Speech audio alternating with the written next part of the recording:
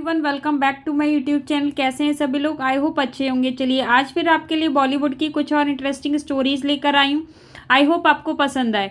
Roadways में काम करते थे पापा, बेटा बना नामी सिंगर और एक्टर भी। 29 साल मन में है ये टीस। पंजाब के जलंधर में जन्मे इस स्टार को बचपन से ही गानों का बहुत शौक था।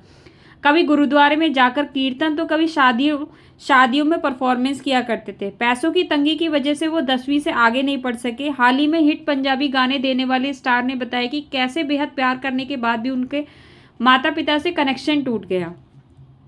रोडवेज में काम करने वाले शख्स का बेटा, जिनको लोग आज उनकी एक्टिंग ही नहीं बल्कि उनके गानों के लिए भी जानती है, वो जिस महफिल में शामिल होते हैं वंस मोर की आवाज़ आने लगती है। इस सिंगर के लिए कहा जाता है कि अपने परिवार के बारे में कभी कुछ नहीं कहता है। हाल ही में उन्होंने अपने परिवार के बारे में बयां किया और बताया कि किस बात की टीस उन्हें आज तक है। ये एक्टर और सिंगर कोई और नहीं बल्कि दिलजीत दोसांझ है, जो अपने गानों से आम ही नहीं बल्कि खास लोगों की महफिल में भी रंग जमा देते हैं।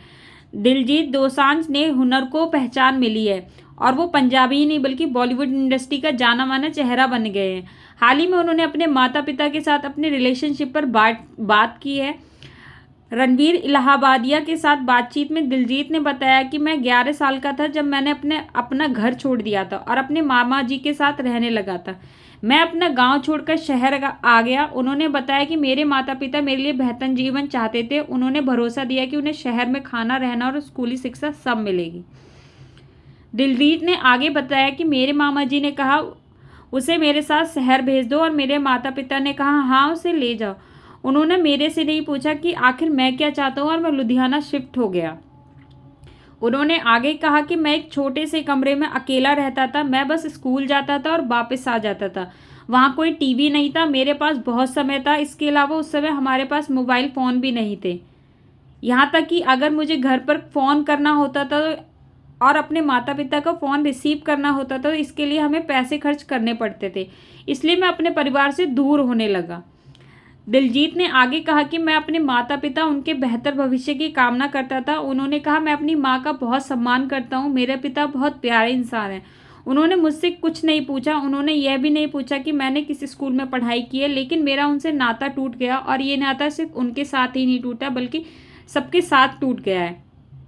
आपको बता दें कि दिलजीत ने अपनी माँ के लिए एक इमोशनल लेटर लिखा था जिसमें उन्होंने लिखा था कि जब मैं घर पर फ़ोन करता हूँ तो फ़ोन काटने से पहले हमेशा अपनी माँ से आशीर्वाद लेता हूँ। मैं पैरी पैना कहता हूँ और माँ जवाब देती है पुत्र खुश रह। मेरा विश्वास करो, मैं अपने जीवन के हर तनाव को भूल जाता हूँ। ऐसा महसूस होता है मानो मैं फिर से ऊर्जा से भर गया हूँ। उसकी आवाज़ में बहुत प्यार है। मेरे लिए मेरी माँ सबसे पहले है, भगवान से बढ़कर भी। आपको स्टोरी कैसी लगी कमेंट में ज़रूर बताइएगा। अगर आपको स्टोरी अच्छी लगी हो तो लाइक, सब्सक्राइब, शेयर करना ना भूलें। Thanks for watching. Bye bye.